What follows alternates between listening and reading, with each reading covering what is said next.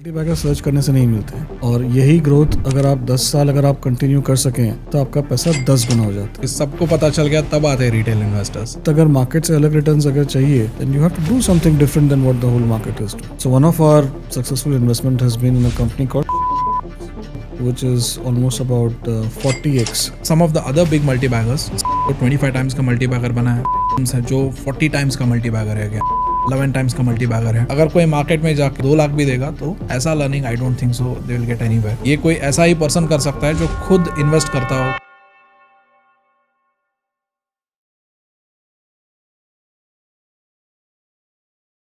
So Pawan sir, welcome to the show and thank you so much for your time. So before we start, no, first of all I would like to tell some numbers, point out some numbers जो आपके firm के ही है. So you manage about 850 crores in asset, right? Is it correct? The number has changed. We are now close to about 1,000 crores. Now 1,000 crores right now. Okay. And 5 years का आपका जो TWRR है यानी time weighted rate of return है, it is about 45% till July 2025, right?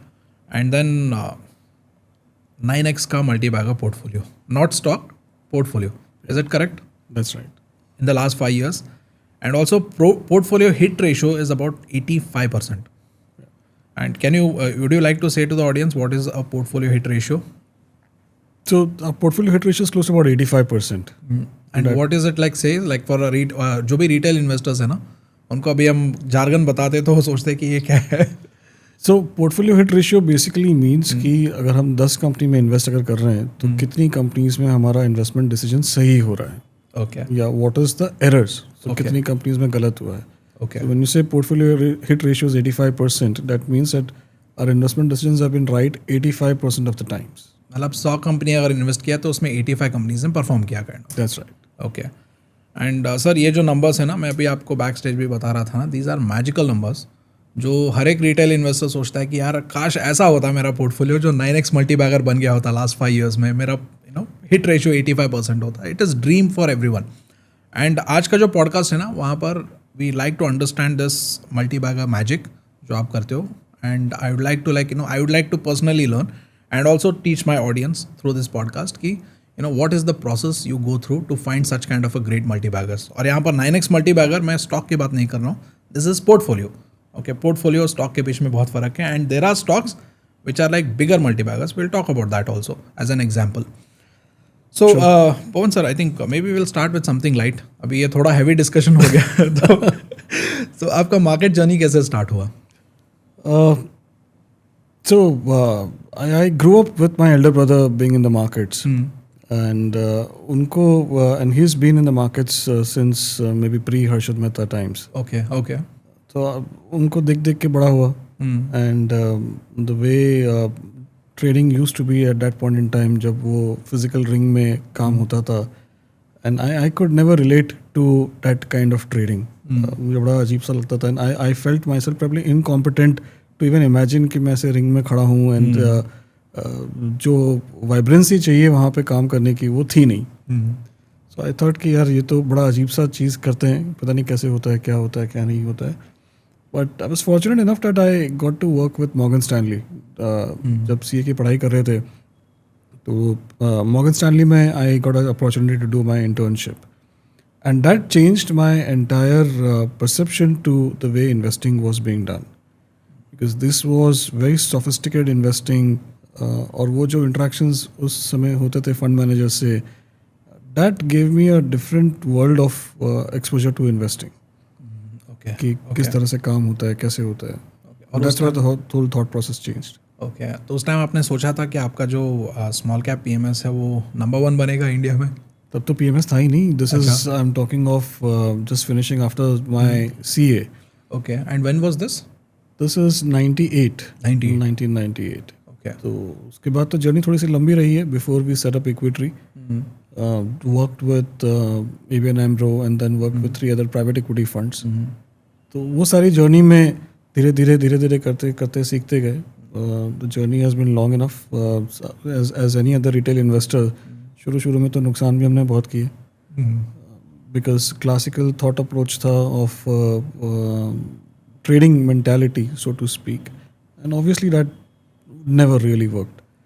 जैसे जैसे थोड़ी थोड़ी समझ में आने लगी कि अच्छा पैसा बनता कैसे, वेल्थ क्रिएशन कैसे होती है, तो लॉन्ग टर्म इन्वेस्टिंग करना शुरू किया। 2012 was a time when we set up Equitree. Okay So Suneet, who's a very dear friend of mine, and हमने साथ में पढ़ाई की, साथ में CA किया था। 30 साल से हम जानते हैं आज एक दूसरे को। तो जब 2012 में शुरू किया था जर्नी, तब थॉट प्रोसेस ये था कि we will take the private equity approach to investing into public markets. और ये क्या होता है private equity investing into public market? So क्योंकि मैं प्राइवेट इक्विटी इन्वेस्टिंग ही करता था पहले, तो the approach just to give idea, private equity investing क्या होता है? So private equity investing 3 buckets में होती है। एक तो है जो VC इन्वेस्टिंग होती है, which is very prevalent today, जहाँ पे आप अर्ली स्टेज की इन्वेस्टिंग करते हैं। दूसरी होती है जहाँ पे आप बाय आउट फंड्स होते हैं, जहाँ पे आप 100% ऑफ द कंपनी का स्टेक लेते हैं and you run the company yourself, you bring in the management and then you run the business. जैसे वॉरेन बफेट वगैरह करते हैं। जैसे वॉरेन बफेट तो खुद का ही पैसा था, उनका प्रोप्राइटरी कैपिटल था, but there are lot of buy out funds which operate. और इन दोनों के बीच में there is something called growth का private equity, which is what we used to do back then. Growth private equity में generally you end up taking minority positions into unlisted companies, Okay. and provide them the capital where they can invest that money and grow. And as investors, we would look to ride this entire growth journey. Okay. 4 साल, 5 साल, 6 साल, 7 साल, जब आपकी company 20-25% से grow कर रही है, that automatically creates multi-bagger. Okay. So जो नॉर्मल पार्लेंस में आपने भी पूछा कि मल्टी बैगर कैसे आप सर्च करते हैं, मल्टी बैगर सर्च करने से नहीं मिलते हैं। To begin with multi bagger मिलते हैं या बनते हैं, मिलते भी नहीं है, बनते हैं when you end up holding a business for a longer period of time. Okay अब क्योंकि born in the Marwari family, तो बचपन से compounding is something that I have been hearing about. Okay ये हर मारवाड़ी गुजराती फैमिलीज में शायद आपको मिलेगा। तो ये जो जिसको 8th मैजिक बोलते हैं, 8th wonder of the world बोलते हैं, ये कंपाउंडिंग बचपन से देखते आ रहे हैं कि किस तरह से कंपाउंडिंग होती है और उसका रियल इम्पैक्ट किस तरह से पड़ता है। Okay When you hold something for a very long term, and if that keeps consistently growing, that's where you automatically create a multi-bagger. Okay Just to put numbers in perspective, अगर आप 25% से अगर compound अगर करें तो आपका पैसा लगभग 3-3.5 साल में डबल हो जाता है। ओके और यही ग्रोथ अगर आप 10 साल अगर आप कंटिन्यू कर सकें तो आपका पैसा 10 गुना हो जाता है। ओके बिना बहुत ज़्यादा मेहनत किए, बिना बहुत ज़्यादा उठा पटक किए। That's where power of compounding comes. Okay I think last 5 years में आपने एग्जैक्टली वही किया है, 45% 5 years and it became a 9 times multibagger. Last 5 years, man, this is exactly what we did. So if you look at our portfolio, our average holding period has been close to about 5.5 years. Okay So हमने किया सिर्फ यही कि जो businesses में growth थी वहाँ पे invest किया and just allowed them to continue doing the growth. Okay So large part of this 45% जो return की आप बात कर रहे हैं, compounded return की, that has come because of the underlying growth of the business itself. Okay And some part because of the re-rating, because, and that's again where the private equity approach comes in, जहाँ पे आप companies में before the market takes a note of these companies, you identify those businesses and invest into it. तो जब market इनको देखता है तो there is an opportunity to capture a very large value discovery premium, okay and that's where probably leads into significant alpha generation. मतलब usually market में होता है ना कि सबको पता चल गया तब आते हैं रिटेल इन्वेस्टर्स। करेक्ट। तो जब सबको आइडेंटिफाई अगर ऑलरेडी हो गया, आप अगर उसमें अगर ले रहे हैं तो आपके रिटर्न्स और मार्केट के रिटर्न्स अलग कैसे हो सकते हैं? ओके टू बिगिन विथ, अगर मार्केट से अलग रिटर्न्स अगर चाहिए then you have to do something different than what the whole market is doing. Okay यानी सब जो कर रहे हैं वही करेंगे तो उतना रिटर्न्स नहीं मिलेंगे। रिटर्न्स भी जो सबको मिलेंगे वैसे ही मिलेंगे। मोर और less the returns will be in line with the markets. Exactly. Sir आपका इन्वेस्टमेंट फिलोसफी क्या है? Because I wanted to understand this कि अभी आपने बताया ना बिजनेस के बारे में आपने बताया, and it's like whenever you are selecting stocks, I think a lot of thought process go into analysing businesses, right? तो जब भी कोई इतने डीपर लेवल पे बिजनेसेस को एनालाइज करते हैं ना, तो इन जनरल मैंने देखा है जो सक्सेसफुल इन्वेस्टर्स होते हैं उनका कुछ इन्वेस्टमेंट फिलोसफी होता है. So do you have a investment philosophy? बड़ा बेसिक फिलोसफी है भरत, एंड बहुत common sensical investing philosophy. There is nothing great rocket science about it.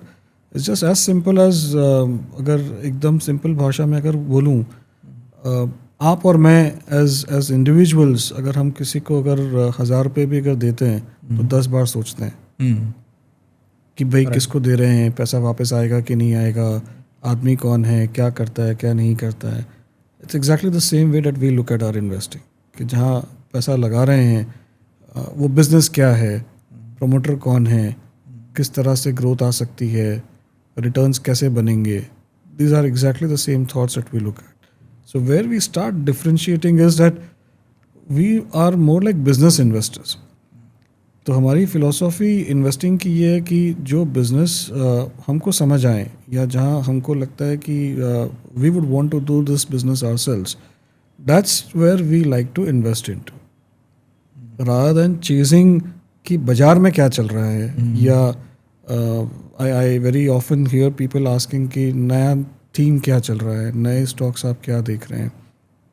If you come to think of it, the largest wealth creators have been business families, not just in India but everywhere else in the world. And these are people who have probably continued with their businesses for very very long periods of time, and that's where the largest wealth creation have happened. Okay. तो simplistically put, अगर कोई business अगर आप 20 साल 25 साल 30 साल अगर उसको चला रहे हैं और एक स्केल पे आप उसको अगर लेके गए हैं, those are the ones which have been the largest wealth creators.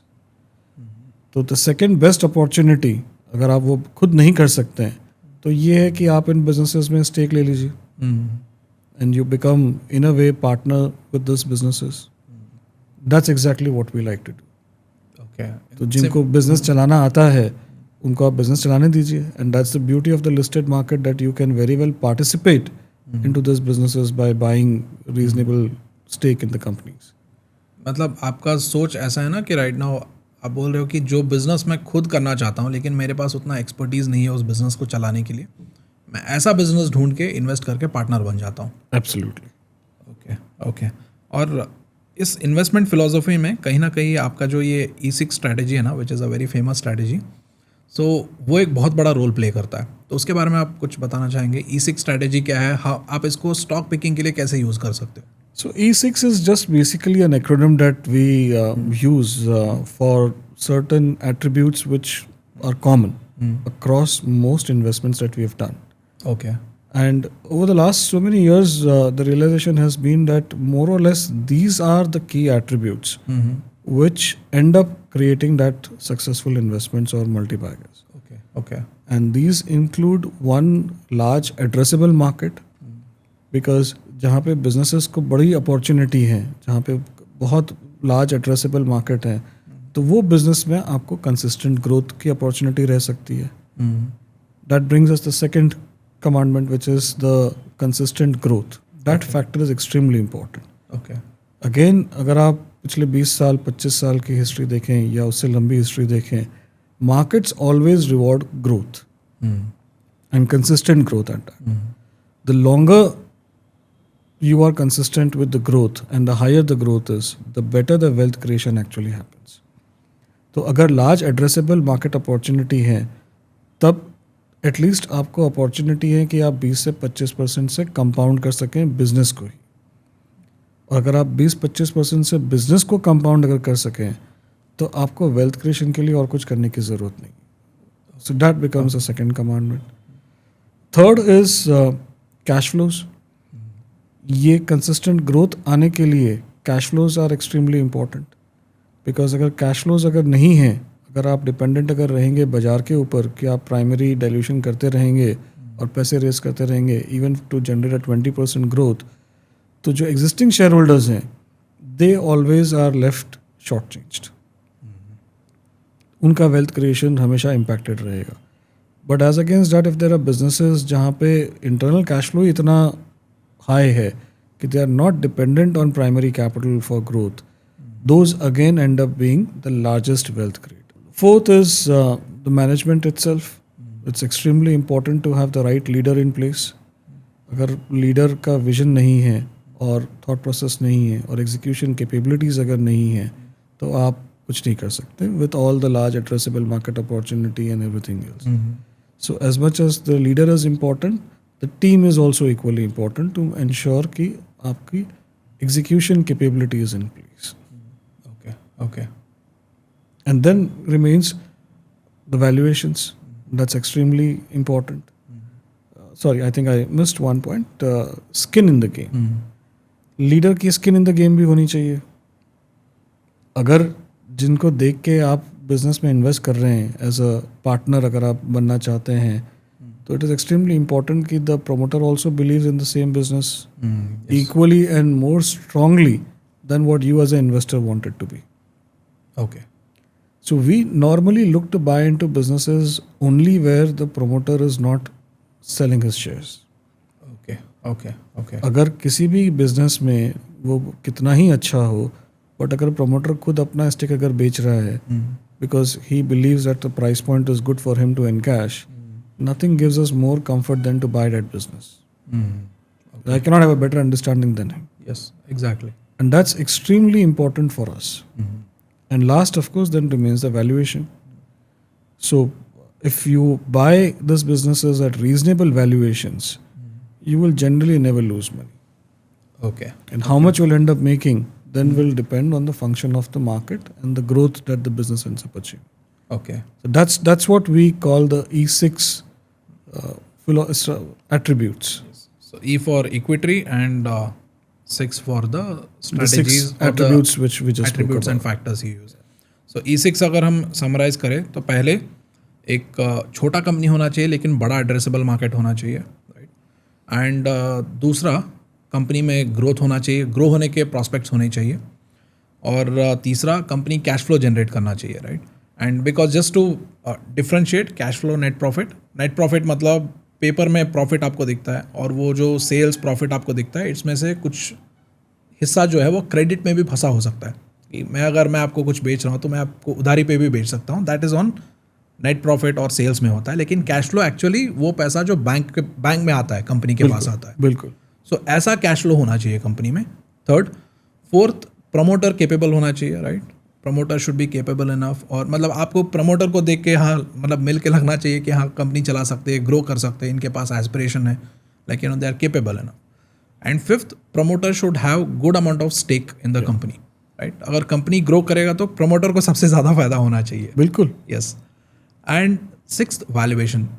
Higher valuation पे ऑलरेडी ग्रोथ अगर डिस्काउंट हो चुका है, ऑलरेडी प्राइस बहुत ऊपर भाग चुका है, तो देन मे बी वहाँ पर प्रॉस्पेक्ट्स कम हो सकते हैं. लेकिन अभी तक मार्केट ने उसके वैल्यूएशन को पकड़ा नहीं है, अभी तक मार्केट ने रिकॉग्नाइज नहीं किया. Yes. तो ऐसे कंपनीज जब लोअर वैल्यूएशन पे होते हैं they create values, right. So this is what E6 strategy summarises, right. Yes. And sir बहुत ही ब्यूटीफुल स्ट्रैटेजी है सर. एंड ये ना मैंने बुक में पढ़ा है, I also personally follow. But अभी ऐसी चीज़ों के बारे में ना कॉन्वर्जेशन करते टाइम इतना खुशी होता है कि हाँ finally I am also on the right track कि हाँ ये सारी चीज़ें कर रहा हूँ, राइट. एंड सर ये इन्वेस्टमेंट प्रोसेस अभी आपने बताया, फिलॉसफी बताया, तो अगर स्टार्ट करना है तो आप कहाँ पर स्टार्ट करते हैं यूजुअली? सो स्टार्टिंग पॉइंट दो ही तरीके से होते हैं इसमें. One is the business and the second is the promoter. Okay. तो business and promoter are the two keys जहाँ पर आप स्टार्ट करते हो. एब्सोल्युटली. ओके. चाहे कंपनी में ग्रोथ कितना क्यों ना हो या मार्केट कितना क्यों ना हो, बट बिजनेस और promoter are the two things. Absolutely. It's like this कि अगर बहुत ही अच्छा बिजनेस है बट अगर if I don't have the capability to understand the business, probably it may not be a right fitment for me. Okay. Again, अगर simple भाषा में अगर उसको देखें, कंसिडर इन दिस वे कि आप और मैं हर वीकेंड में रेस्टोरेंट में खाना खाने जाते हैं. I can probably assure that 80% of the people would end up thinking कि यार इतनी भीड़ है, यही बिजनेस कर लेना चाहिए, राइट. बट इसकी क्या इंट्रिकेसीज हैं, किस तरह से ये चलता है, और जो भीड़ आप वीकेंड में देखते हैं वो बाकी दिन भी होती है, नहीं होती है, right. There are so many other factors which go into it. Yes. Just because you see certain things at certain point in time may or may not necessarily work for everybody. Okay. What works for somebody may not work for somebody else. Yes. So very the true. basic principle is कि you should rather buy only into businesses that you can understand reasonably well. Okay, okay, The probability of making mistakes will go down. okay. तो आप Warren Buffett के principal को I think extensively follow करते हो लगता है, because he says the same thing, right? Don't invest in businesses you don't understand. Absolutely. I mean, बड़ा simple है ना. If somebody who's created the kind of wealth that he is, and it's a very basic and simple philosophy. Again, I go back, right? आप और मैं भी हमेशा यही करते हैं. चाहे वो किसी को पर्सनल लोन देने की बात हो या पर्सनल शॉपिंग करने की बात हो, एक शर्ट खरीदने के लिए भी 4 शर्ट ट्राई करते हैं. इट्स नॉट कि इसने पहना है या उसने पहना है, इसके लिए मेरे ऊपर भी वो अच्छा लग जाएगा. Because every person has his own individuality, True, right? true, true. So it's the same thing. What works for somebody may or may not work for me equally well enough. Yes, actually ना एक बहुत पहले ना add made a workshop. हमने एक workshop किया था investors के लिए, एंड वहाँ पर एक वेटरन इन्वेस्टर आए थे, and he has been like investing in the market for 20 years, not like say super duper high funda investor, but created good amount of wealth. तो उनको जब हमने मतलब उनके साथ बात किया था, तो मतलब to address it in the Zoom meeting, तो उन्होंने एक बात बताई थी कि देखो भरत, अगर हम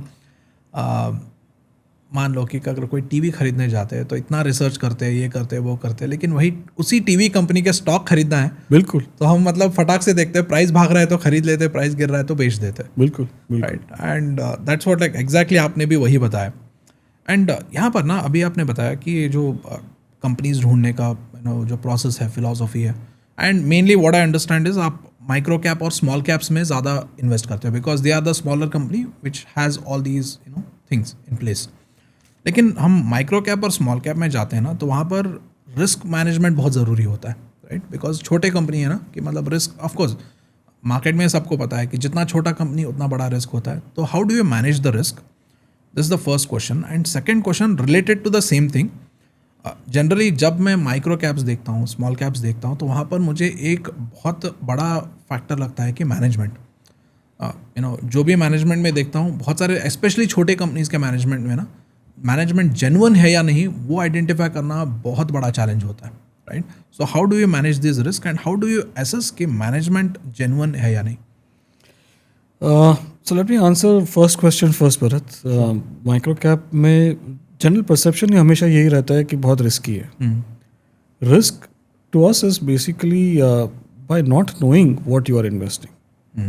अगर जहाँ पे आप इन्वेस्ट कर रहे हैं, अगर आपकी वो बिजनेस की समझ अगर नहीं है, that is a very high risk to take. Okay. Because आपको पता नहीं है व्हाट टू एक्सपेक्ट. फॉर्चुनेटली और अनफॉर्चुनेटली बिजनेसेस हमेशा कोई एक तरह से नहीं चलते हैं. बिजनेसेस की अपनी साइकिल होती है. They do go through lean phases and rough patches, but एक क्वार्टर 2 क्वार्टर का lean phase does not necessarily make a company bad from a long term structural perspective. Okay. होता क्या है कि लोगों का perception of risk is by the price barometer, कि price में फ्लक्चुएशन बहुत ज़्यादा है तो बहुत ज़्यादा रिस्की है.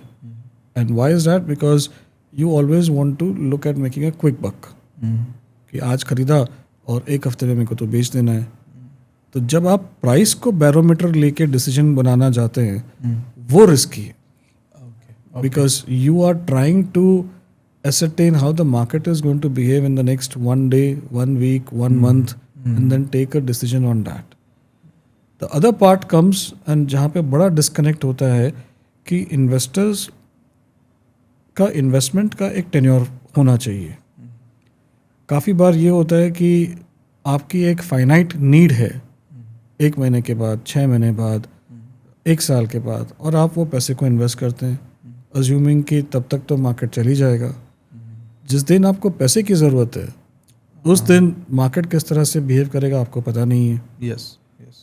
That's where the risk comes, because आपकी जो फाइनाइट नीड थी उसको आपने मार्केट में इन्वेस्ट किया ये सोच के कि मार्केट चल जाएगा, and then you have to exit in compulsion at a time which may और may not be conducive to you. That is the risk. Okay. अगर आपको बिजनेस की अगर समझ है और अगर आप लॉन्ग टर्म इन्वेस्टर अगर हैं, तो anyways you have reduce the risk. Yes, volatility तो रह सकती है, prices can move up and down both ways, and it can be very erratic. जो नॉर्मल है स्मॉल कैप कंपनीज में, that's not out of context, but that's not risk. ये तो ऐसा है कि वेइंग मशीन पे अगर आप खड़े हैं तो आज एक कांटा दिख रहा है, कल एक कांटा दिख रहा है. Okay. That doesn't make it risky. Yes. That is true. On the other point जो आपने पूछा कि मैनेजमेंट का जो परसेप्शन है, which again is right. In fact, and that's very important because it's not that कि सारा ही small cap या micro cap is investable. If you look at statistics, 10 में से 7 companies actually have been wealth destructors. Okay. तो 10 में से सिर्फ 3 ही companies हैं जहाँ पे genuinely wealth creation होता है. And that means the probability of you to get your decision right is only about 30%. And sir अभी आपने ऑलरेडी पिक कर लिया, मान लो आपने एक स्टॉक पिक कर लिया, आपने देखा E6 में वो फिट, E6 स्ट्रैटेजी में वो फिट हो रहा है, आपने सारे पैरामीटर्स चेक कर दिए, मैनेजमेंट सब कुछ देख लिया, and you invest in a company. और इन्वेस्ट करने के बाद ना, एज यू सेड कि हो सकता है हाँ कंपनी ऑलरेडी एस्टैब्लिश्ड है, लेकिन एग्जीक्यूशन में कहीं पीछे छूट सकता है company. That is the only risk. तो आपने जो इन्वेस्टमेंट किया है वो आपका डिसीजन सही डायरेक्शन में जा रहा है कि नहीं जा रहा है, आप उसको कैसे ट्रैक करते हो? That's a very interesting question, Bharat. And again, इसका answer is basically understanding of the business. काफ़ी बार ऐसा होता है और हमारे साथ तो बहुत बार ऐसा हो चुका है कि हमने किसी बिजनेस में इन्वेस्ट किया है and it has taken probably 2 years, 3 years before we have seen the merits of the business and the scale that we are actually looking for.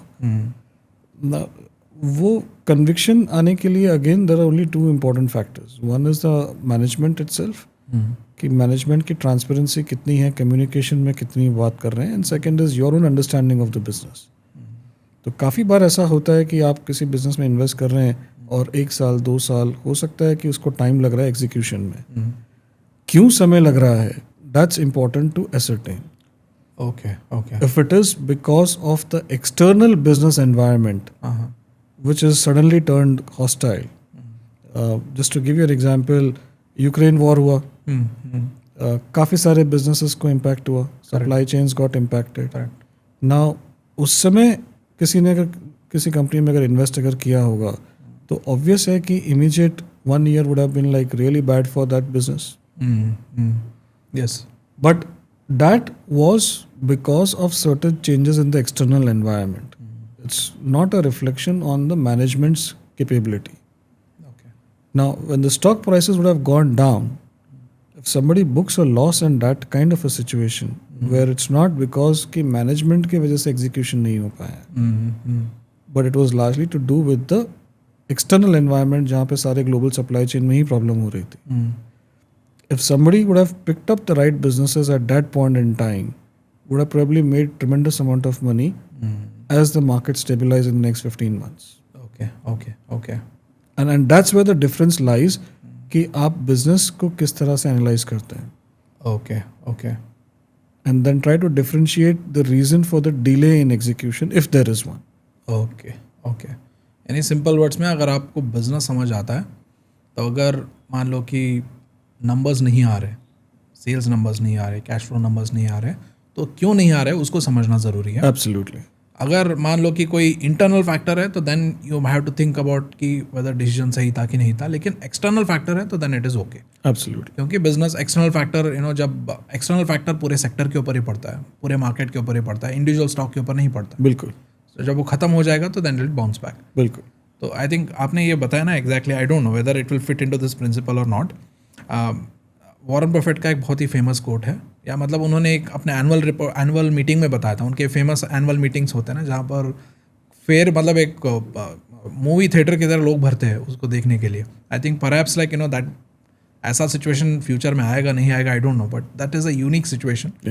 और उन्होंने एक ऐसे ही एनुअल मीटिंग में बताया था कि the best thing that happens to us is when a great company gets into temporary trouble. We want to buy them when they are on the operating table. Yes. So आपने external factor बताया, this is exactly similar to that. Absolutely. Okay. And जब भी external challenges आते हैं, I think that time, would you say that is a good time to pick stocks or pick opportunities in the market? Absolutely. Okay. The only problem is कि उस समय ना लोगों के पास में कैश होता है ना कन्विक्शन होता है. आपने सही बोला, बिकॉज रिसेंटली हम देख रहे हैं ना कि अभी मार्केट थोड़ा कंसोलिडेट कर रहा है.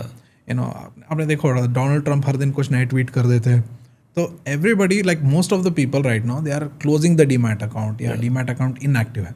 और जब मार्केट पीक पे था ना, उस टाइम एक्टिविटी इतना बढ़ रहा था कि हर किसी को इन्वेस्ट करना है, मेरा दोस्त पैसा बना रहा है, मुझे भी बना रहा है, रिलेटिव बना रहा है, मुझे बना रहा है, but right now nobody is interested two by. I think आपने सही बोला है कि जब मार्केट में सही टाइम होता है ना, तो उस टाइम लोगों के पास ना पेशेंस होता है, ना करेज होता है, ना पैसा होता है, right? You're absolutely right. So, in fact, you mentioned about the current Trump tariffs and tweets and everything else, right? तो पिछले 2 साल में रिटेल इन्वेस्टर्स ने काफ़ी पैसे खोए हैं। Yes, yes. सेबी का ही डेटा है which talks about 90% of the retail investors losing money in the F&O trades. अब जब ये करेक्शन चल रहा है बाजार में and this is coming at the back of almost about 3-4 साल की जो तेजी हुई है मार्केट में, उसके बाद में ये कंसोलिडेशन फेज चल रहा है। Today there is a lot of anxiety and fear in the market in terms of कि ये तेजी तो सारी ख़त्म हो गई है, यहाँ से अब मार्केट और क्रैश हो सकता है। Multiple discussions going around with respect to valuations and what not. But here is what the thing is कि अगर आप ऐसे समय में if you are focused on good businesses जहाँ पे ग्रोथ हो रही है और वैल्यूएशंस का करेक्शन हो गया है, today this is the best time to build on those businesses and then be invested because ये एक फेज़ है। यानी मतलब वही बात घूम फिर के ना वॉरेन बफेट पे ही आ गई कि be greedy when others are fearful and be fearful when others are greedy. Absolutely.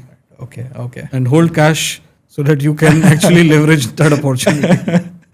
पैसा भी होना ज़रूरी है, बिकॉज ना मैं कमेंट सेक्शन पढ़ता रहता हूँ यूट्यूब में ना, बहुत बार जब हम लॉन्ग टर्म इन्वेस्टमेंट के बारे में बात करते हैं ना, just to give an idea, sir का जो इन्वेस्टमेंट टाइम होराइजन है आई थिंक मिनिमम 5 years का तो होता ही है। Yes.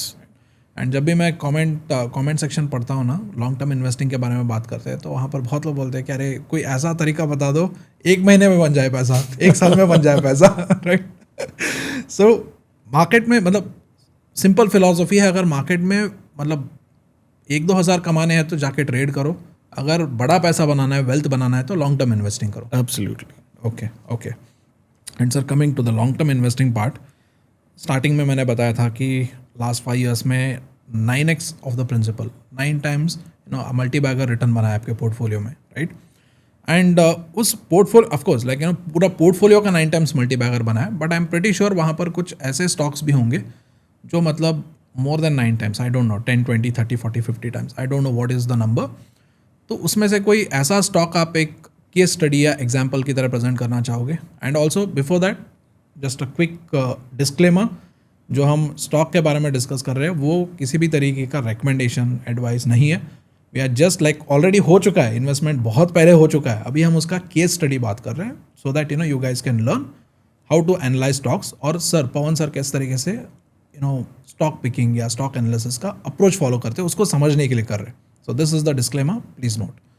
तो sir would you like to take any example of one of your success stories और something like that? Sure, Bharat. So one of our successful investment has been in a company called Shakti Pumps, which is almost about 40x since the time that we started investing.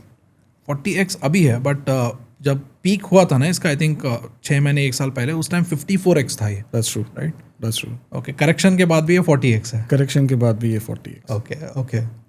So हमने शक्ति में bye करना शुरू किया था 2017 में, 2017, and this is a industry which basically Shakti does submersible pumps, which is largely used for agriculture purpose, पानी खींचने के लिए जमीन से.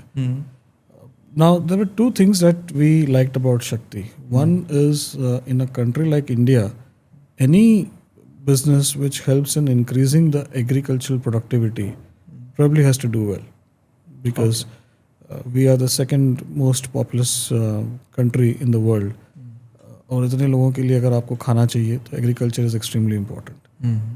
And any business which leads into any kind of better productivity in the agriculture. And in this case, these pumps basically help you to get better irrigation for the crop that you are sowing. Yes. And the better the irrigation, the better the productivity. So that's what Shakti was doing.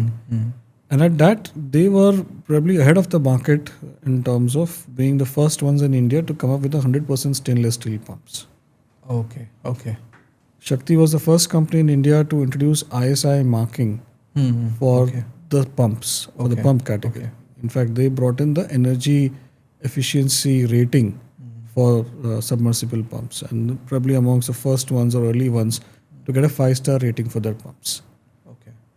उस समय this used to be a 100% export oriented company Okay. with Okay. a top line of about 300 crores, Okay. largely exporting to Middle East market and multiple other countries around the world. And while the domestic guys were competing very fiercely on the margins, domestic margins were only about 7-8% at the EBITDA level. Or Shakti उस समय भी used to operate at a EBITDA margin of close to about 14-15%. Okay. So the thought process of the promoter was very different even back then. And that's what actually got us interested in the business. They were completely backward integrated because they were the first ones to do 100% stainless steel pumps. So largely सारे components खुद ही बनाते थे to ensure that they can give a top quality product Okay. Okay. where the pump was sold actually with almost about a 5-year warranty. Okay.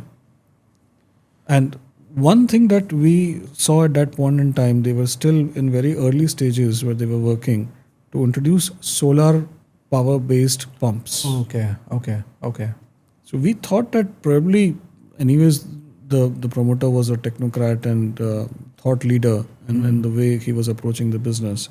The idea was that if he is successful to do the solar based pumps, then probably that could revolutionize the entire industry. Okay. Okay. Because agriculture pumps Hindustan में सभी जगह पे states end up actually either subsidising the diesel और giving them free electricity which is costing a lot of money to the exchequer. Okay. हर state के level पे जहाँ पे फार्मिंग ज़्यादा होती है, states end up giving anywhere between 10 to 15,000 crores in terms of subsidies or providing free electricity to the farmers. Okay. तो ये काफ़ी हैवी बर्डन होता है स्टेट गवर्नमेंट्स पे. If this technology were to work, and the challenge was कि India में farm lands are very fragmented. Average farm holding is probably less than an acre.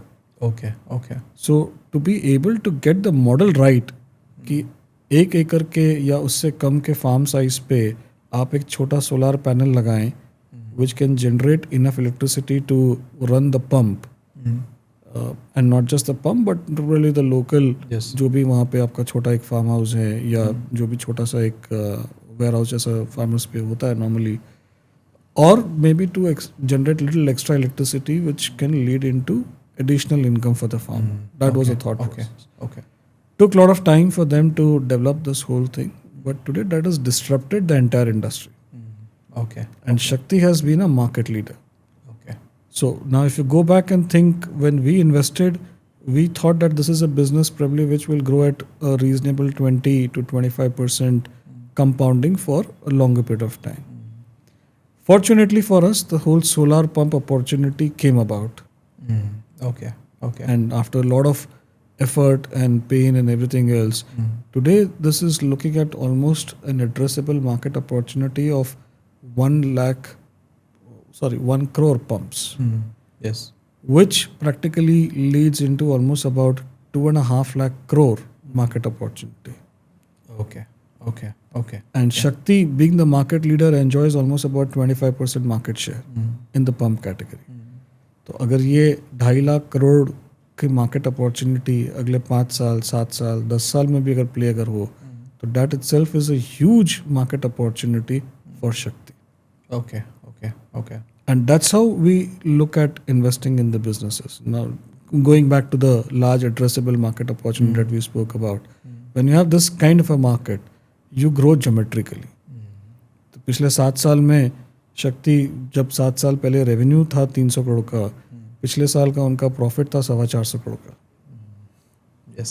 तो जितना रेवेन्यू था उससे ज़्यादा का आज के तारीख में प्रॉफिट है. So, sir, what I understand here is कि अभी आपने बताया ना कि यूजुअल जनरली मैं मार्केट में देखता हूँ ना, अभी जो कॉन्टेक्स्ट आपने समझा है उसके बेसिस पे आई फाइंड दैट कि जहाँ पर जनरली जो इन्वेस्टर्स होते हैं वो मिस्टेक कहाँ पर करते हैं. जनरली देखते हैं कि अगर 20% स्टॉक गिर गया, 30% गिर गया, तो they immediately run to buy without seeing कि रीज़न क्या है उसके पीछे। तो यहाँ पर आप पूरा देख रहे हो कि अगर 60% गिर रहा है तो उसका रीज़न क्या है, अगर 80% गिर रहा है तो उसके पीछे रीज़न क्या है, अगर मान लो स्टॉक अगर 50% करेक्ट हो रहा है तो रीज़न क्या है, और उस रीज़न के बेसिस पे वेदर वी शुड बाय मोर और whether it is like happening because of external reason, और उसके बेसिस पे आप डिसाइड कर रहे हो पूरा। Bharat, it's not just when the stock is down. It's equally applicable when the stock is up. Okay okay, that's जब interesting. ऊपर जा रहा है तब भी ये समझ होनी ज़रूरी है कि ऊपर क्यों जा रहा है, ओके ओके। वैल्यूएशंस कहाँ पहुँच रहे हैं, एंड अगर जहाँ पे भी if need be you probably have to cut your loss and get out, cut your profits also at some point in time, right? तो दोनों ही तरीके में it is extremely important for one to understand कि what is the reason which is leading into either the price going up or the price going down. और इसके लिए business का समझ होना ज़रूरी है। Absolutely. And sir I would love to talk about more stocks, मतलब this is not the only multi bagger in your stock, but क्या है ना कि अभी आपने देखा कि कितना डीप डिस्कशन होता है आपके साथ। अगर मैं कुछ और स्टॉक्स के बारे में बताऊंगा तो उसके ऊपर भी डिस्कशन जाएगा, बट ऑडियंस का है ना कि पॉडकास्ट लंबा होता है तो कमेंट्स में लिखना शुरू कर देते हैं कि सर आप पॉडकास्ट बड़ा लंबा करते हो, उतना टाइम नहीं है। तो बट इसीलिए ना I just tell some names, some of the other big multi-baggers in your portfolio, but not all the names, some of the names. Stylum Industries एक है जो 25 times का multi-bagger बना है, right? And then HBL Power Systems है जो 40 times का multi-bagger है again, right? And there is there's a company called Mirza, 11 times का multi-bagger है. Talbros 6x है. And I can go on, but we don't have enough time. तो इसीलिए ना what we'll do is that we'll move to some other interesting topics जो mostly from a retail investor point of view है, right? तो because right now अभी आप देखोगे ना, जैसे कि आपने बताया था कि मार्केट कंसोलिडेटिंग टाइम है, और कंसोलिडेटिंग टाइम जो होता है that will be the best time to pick sectors.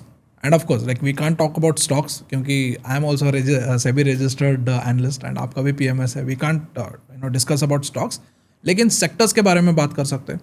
Like if you से कि नेक्स्ट 5 years के लिए which is the golden sector you would like to pick 5 to 10 years के लिए, और which sector do you think कि वहाँ पर अच्छा ग्रोथ आ सकता है, अच्छा पोटेंशियल है उसमें? See, I'll rather answer this question from our perspective, because जैसे मैंने आपको बताया, the way we look at our investing is that buy into businesses जो you can understand, right, or anybody can understand. From our perspective, I think we are seeing a phenomenal opportunity in the manufacturing, engineering, infra ancillaries, and consumption plays. Okay. And that probably appears to be a decadal opportunity from where we are right now. और इसमें 2-3 चीज़ें बड़ी हो रही है, which is what probably drive us into these segments. First and the most important thing, there is a mindset shift in entrepreneurs. आज से 15 साल पहले अगर आप देखें तो मैन्युफैक्चरिंग और इंजीनियरिंग बिजनेसेस के काम करने के तरीके अलग थे. People were not as quality conscious back then as what they have become today. जो आपने corporate governance की बात की, lot of companies probably would go through those kind of corporate governance issues in terms of reporting numbers correctly and otherwise. Yes. पिछले 15 साल में सेबी ने जिस तरह से काम किया है, जहाँ पे reportings have been made mandatory for a variety of things, lot of loopholes have been plugged. So entrepreneurs who have realized that now the only way to be relevant is to probably produce a top quality product at the most cost competitive prices. और ये generational shift जो हो रहा है mindset में, that is now allowing them to really come out far more stronger. अगर आप India में एक top quality product अगर बना सकते हैं at a cost competitive level, then probably you can supply it to global markets. और ये बड़ी अपॉर्चुनिटी ओपन हो रही है. Okay. So if you look at what happened, let's say in the electronic manufacturing segment, जहाँ पे India में up until 3-4 years back, we were net importers of mobile phones. All of us today know that we have become net exporters of mobile phones. Similarly, if you look at the defense manufacturing, पिछले 5 साल में defense exports have been growing at a compounded annual growth rate of 35%. Now that's where the whole manufacturing capability is being showcased to the world. Okay. if you look at segments like pharma, chemicals, 2020 COVID हुआ, India was probably the only second country in the world which came up with their own vaccines. And not just for Indians, but we ended up supplying vaccines to probably half of the world. Yes.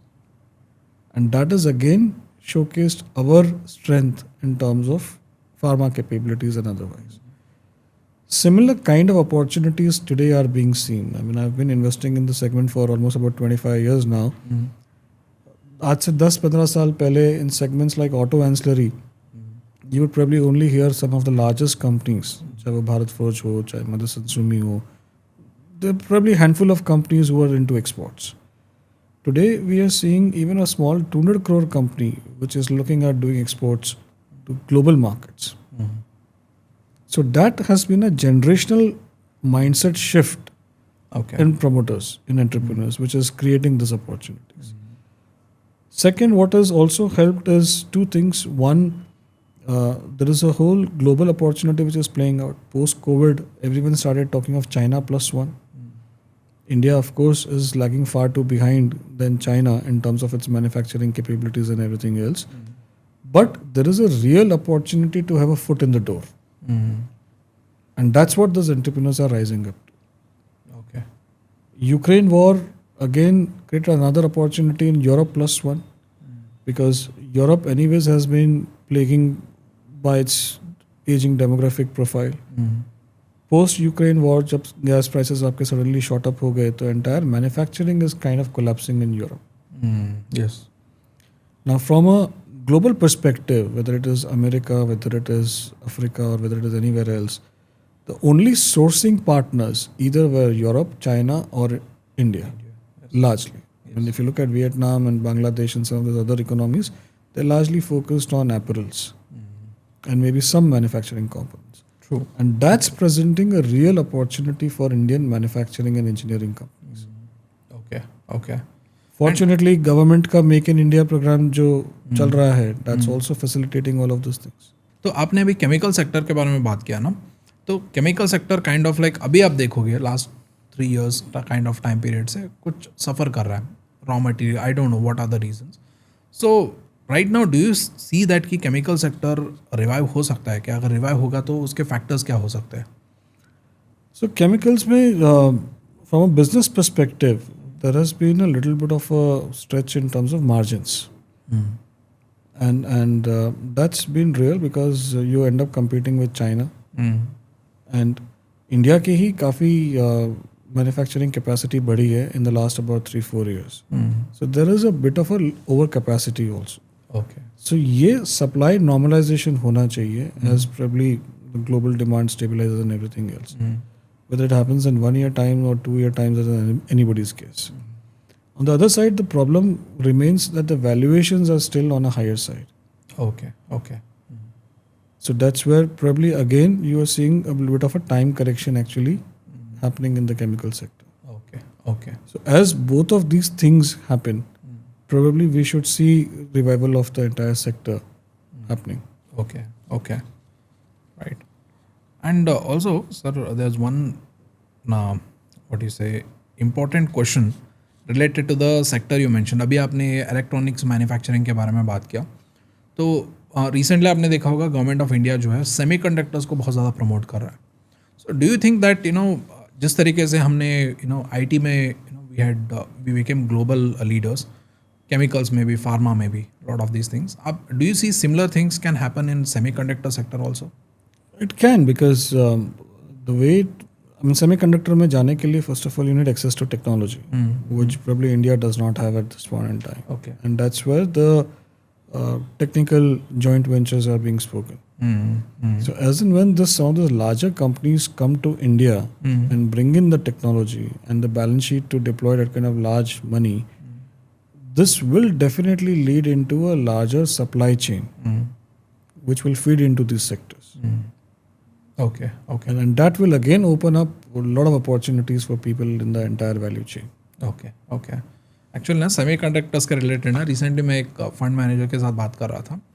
अभी semiconductors के sector में ना एक investors का complaint है कि अरे ये क्या हो रहा है, कोई जापान की कंपनी आ रही है, वो टेक्नोलॉजी दे रहे हैं और हम यहाँ पर प्लांट लगा रहे हैं उनके साथ पार्टनरशिप में, और उनके टेक्नोलॉजी को यहाँ पर मास मैन्युफैक्चर कर रहे हैं, इसमें कौन सा अचीवमेंट हो गया? ऐसे मतलब we keep hearing such criticisms. तो मैंने उनका एग्जैक्टली यही पूछा। तो उन्होंने एक एग्जाम्पल दिया था कि आप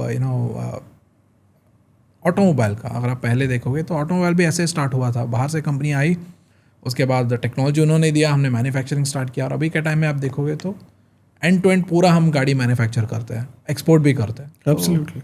तो ही वाज सेइंग दैट कि अभी तो स्टार्ट हुआ है, तो स्टार्ट तो होने दो पहले। नो, सही बात है, because like I said, India में ये टेक्नोलॉजी है नहीं, राइट? Yes, सो yes, yes. आपके पास में दो ऑप्शंस हैं, या तो आप अपने आप से करने की कोशिश करें, which probably can take you much longer than what it may otherwise be relevant, या दूसरा ये चीज़ है कि आप फास्ट फॉरवर्ड कीजिए, जिनके पास में है, probably invite them, get the technology transfer done, Okay. And then build entire ecosystem. Okay. And sir, final question कि I have seen like you have delivered consistent returns in micro cap. तो अगर कोई मान लो कि consistent returns के साथ कोई market में इन्वेस्ट करना चाहता है या पोर्टफोलियो बनाना चाहता है, तो what would be your suggestion to that investor who are watching? And also with respect to that, what is your entry and exit strategy? From a long-term wealth creation perspective, Bharat, I think the only mantra is to be invested into good quality businesses, and try to get in little early before the market realizes or gets a whiff of the businesses. Because जैसे हमने शुरू में बात की थी, when you're buying completely researched ideas, your return profile cannot be any different from the market. Okay. So if anybody is looking to generate wealth which is substantially different than what the market has been, you will have to try and do things differently. Okay. तो sir just finally I want to understand कि आपने equity क्यों start किया, and अभी आप जो मतलब आप जितना मेरा अंडरस्टैंडिंग है, you keep a very tight portfolio of I think 15 stocks, I think, if I am not wrong. तो can you share a little bit more about this? So like I said, going back to where we started from, Suneet और मैं, we've been very good friends for almost like about 30 years. So the idea of setting up Equitree was just to relive our hostel days. Okay. तो हमारा idea तो ये था कि यार बहुत काम कर लिया दूसरों के लिए, खुद के लिए अपन कुछ करते हैं, and we were happy managing our own capital. The idea was that we'll take this whole private equity approach to investing into public markets and look to create wealth for ourselves. Just that one thing led to another. The initial set of investing that we did, we had fantastic results, generated almost about 42% compounded returns. The portfolio that we created in 2012 delivered those returns in 2014. This was before the Modi elections happened. Okay. True to the private equity style, we exited the entire portfolio back then, and saw the whole Modi euphoria coming into the market post the May 14 elections. And that's the time when the markets settled. In September, we started building up the portfolio again. Needless to say, the entire market did well, and so did we. So that portfolio was doing extremely good, and we started getting multiple references from second level, third level relationships that हम अपना ही पैसा manage कर रहे थे, with informally, talking about our investments to some of our friends and families, and that started getting a lot of references. We said कि if that being the case, then probably we should look to professionalize the whole setup. And that's where we chose to take the PMS license. Okay. The second portfolio that we created delivered almost about 37%. And just to be say like right now your PMS is number 1 in small cap. Yes. Okay. So that's why we took the PMS license in 2017. Okay. Fortunately or unfortunately, by the time we got the license, we were seeing froth in the valuations in our own portfolio. So we were looking to book profits in our own portfolio. So never really went out to raise money, despite the fact that we got the license in October 17. Okay. Except for some very close-knit family and friends money which came on the PMS platform, we never really ventured out. 2018, probably India saw its own black swan event in terms of multiple events that happened. Yes. Right from reintroduction of capital gain tax in Feb 18 to reclassification of mutual funds in April, leading into the ILFS scam which broke out in September, And then the whole RBI led cleanup of banks, which led to a complete credit squeeze. So while the index did well, the Nifty did well, the small caps got royally impacted, Yes. very badly impacted. Yes. So neither was the market ready or conducive for our genre of investing back then. And then for all of this thing culminated into COVID in March 20. That was a time when the prices were completely decimated. Stocks were brutally down, good 60, 50, 70%. And that was a time we actually thumped the table. And some of the investors that we were in talks with, we actually went back to them and told them that, look, these are the companies that we have in the portfolio. These are the kind of balance sheets, and these were all leaders in their own right. Most of them were debt free. And the thought was that if mankind is surviving, then businesses cannot remain shut forever. They have to come back. Okay. And we knew that these companies had very strong balance sheets and cash flows were in place, so they will not die out. They can sustain themselves through maybe even a 6-month or a 9-month period if they have to. Fortunately for us, we saw industry again opening up right from April 2020 onwards, and then May onwards things started normalizing, and then of course what followed was a completely dream run that happened in the market. And that's what happens, right? We spoke about it earlier also, that you have to be in the market when the entire confusion is there and to be able to deploy money. That year, I think we ended up delivering almost about 125% return. 125%. Amazing. Okay. While the markets saw about 30-40% return, we ended up delivering almost about 125% return. Okay. And that's where we started our journey of professionally managing third-party capital. Okay. So what started with a small check of just about 5 crores, today we manage close to about 1,000 crores. Okay. So, Pawan sir, almost reached the end of the podcast. But before we end, I would personally like to thank you. And also, अभी जो हमने discussion किया है ना, I'm in the market, I'm in stock market education. I know that कि इस तरीके का जो elite level of education है, elite level of information है, stock picking के related, business analysis के related, अगर कोई मार्केट में जाके 20,000 भी देगा, 30,000, 40,000, 1 लाख, 2 लाख भी देगा, तो ऐसा learning I don't think so they will get anywhere. ये कोई ऐसा ही पर्सन कर सकता है जो खुद इन्वेस्ट करता हो, खुद स्टॉक्स ढूंढता हो, खुद बिजनेस एनालाइज करता हो. Thank you so much, Bharat. It's been pleasure talking to you. Thank you for having me over.